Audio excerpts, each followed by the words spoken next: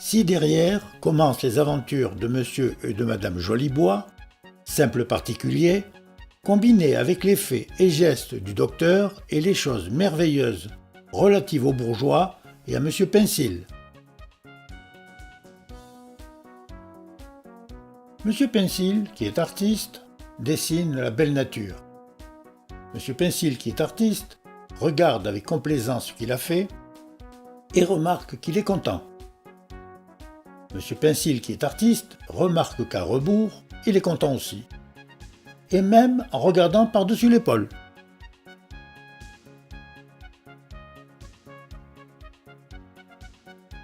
Ayant essayé de ne regarder que le revers, Monsieur Pincil, qui est artiste, remarque avec plaisir qu'il est encore content. Pendant que Monsieur Pincil remarque avec plaisir qu'il est content, un petit Zéphyr s'amuse à lui enlever sa casquette. En ayant assez de sa casquette, le petit Zéphyr rebrousse pour s'amuser avec le dessin. Cependant, un bourgeois qui aperçoit le chef-d'œuvre se met à sa poursuite. Cependant, le docteur, remarquant un vent qui s'élève, s'empresse d'observer ses instruments afin de remonter ensuite aux causes. Cependant, Monsieur et Madame Jolibois, voyant que le vent est favorable, se décident à faire leur partie de bateau, projetée depuis longtemps. En ayant assez du dessin, le petit Zéphyr passe au bourgeois et s'amuse à ouvrir son parapluie. Puis il souffle d'en bas ferme. Ayant senti du froid, le docteur se rhabille et s'en va rédiger sa découverte d'un vent souterrain tout nouveau. Par suite du vent souterrain, Monsieur et Madame Jolibois commencent à être dans un sérieux embarras. Qui va croissant. Le petit Zéphyr s'amuse à pousser le bourgeois dans les bras de Madame Jolibois. Monsieur Jolibois, car hélas la passion aveugle, ressent les tourments d'une atroce jalousie, et il se noierait s'il n'y avait pas trop de fond dans cet endroit.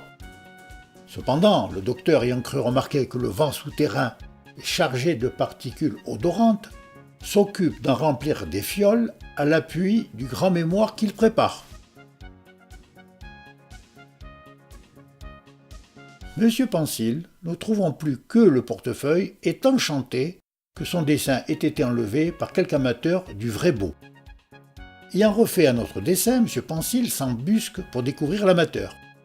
Cependant, le docteur ayant mis les faits en bouteille, s'occupe de la rédaction de son grand mémoire sur un vent souterrain tout nouveau.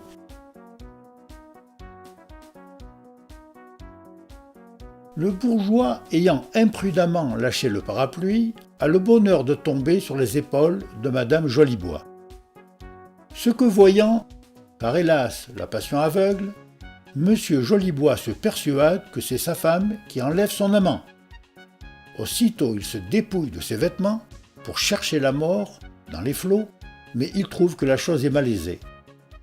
Porté par le Zéphyr à hauteur convenable, Monsieur Jolibois, car hélas la passion l'aveugle, s'efforce de rompre le criminel le lien, mais il manque de point d'appui. Après quoi le petit Zéphyr s'amuse à faire tourbillonner le tout. Cependant, le docteur est averti par sa servante qu'on voit depuis le jardin comme une lune. Du premier coup, le docteur découvre que c'est une planète toute nouvelle, à laquelle il donne le nom de Psyché. À peine le docteur s'est-il mis à rédiger l'observation, que sa servante lui crie d'accourir bien vite. C'est le soulier de Madame Jolibois et le parapluie du bourgeois qui viennent de tomber du haut des airs. Le docteur s'écrie « Habitez, habitez la planète !» Assailli tout à coup par une trop grande quantité d'inductions et d'hypothèses, le docteur défaille dans les bras de sa servante. À peine revenu à lui, le docteur reprend la plume pour décrire précipitamment les habitants de la planète, leurs mœurs probables, leurs usages possibles et leur civilisation virtuelle, etc., etc., etc. À peine le docteur s'est-il mis à rédiger la description qu'il entend sa servante crier qu'à présent on voit comme deux lunes. Le docteur accourt en criant « Satellite, satellite !» Mais ne pouvant se dissimuler que le satellite gravitait directement sur son jardin, le docteur qui prévoit un choc des planètes entre dans une terreur inexprimable. Sa servante rit grâce à sa profonde ignorance qui lui voile les causes et les conséquences. Le docteur sent déjà une chaleur insolite et une extrême raréfaction de l'air. La servante ne sent rien grâce à sa profonde ignorance qui lui voile les effets.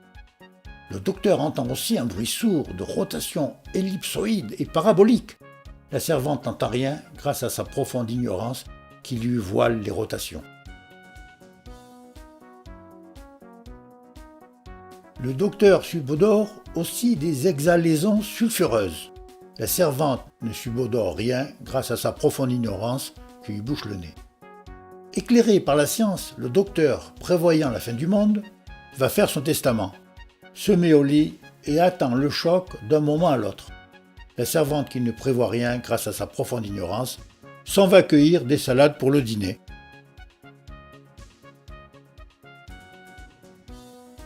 Cependant, M. Jolibois, sa chemise s'étant entortillée, est détaché du tourbillon et vient tomber dans les salades. À peine le docteur s'est mis à attendre le choc qu'il entend sa servante crier « Tiens, quel oiseau !» Pendant que le docteur s'habille pour accourir, la servante retourne du pied M. Jolibois, qui lui paraît un homme comme un autre. Profonde admiration du docteur qui découvre du premier coup que c'est un habitant de la planète.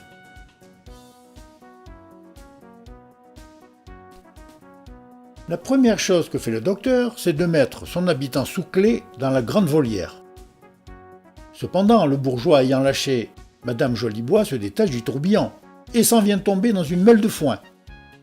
Le chien ayant voulu suivre son maître s'en vient tomber sur le télégraphe.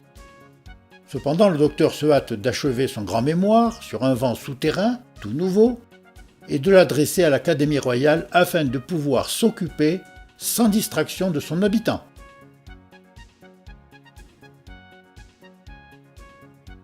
Après avoir terminé et expédié son mémoire, le docteur, voulant commencer par les caractères internes, se dispose à pratiquer l'incision cruciale sur son habitant.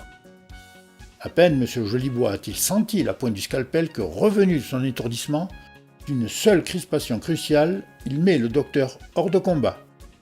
Car hélas, la passion aveugle. Le docteur rédige aussitôt, léthargique, impétueux aussi. Il rue avec une adresse remarquable. M. Jolibois, persuadé, car hélas la passion aveugle, que c'est Mme Jolibois et son vil séducteur qui l'ont fait encager, se livre à des jalousies sans bornes. Le docteur rédige « Grand jureur, climat brûlant ». Et sur la tête aussi. Le docteur rédige « Marche indifféremment sur les pieds ou sur la tête » et en façon natation. Le docteur rédige « Il saute comme des carpes » et en tourbillonnant. Le docteur rédige « Il tourbillonne comme des démons ». Fin de la première partie. C'était les aventures de M. Pensil ou la typologie du ridicule.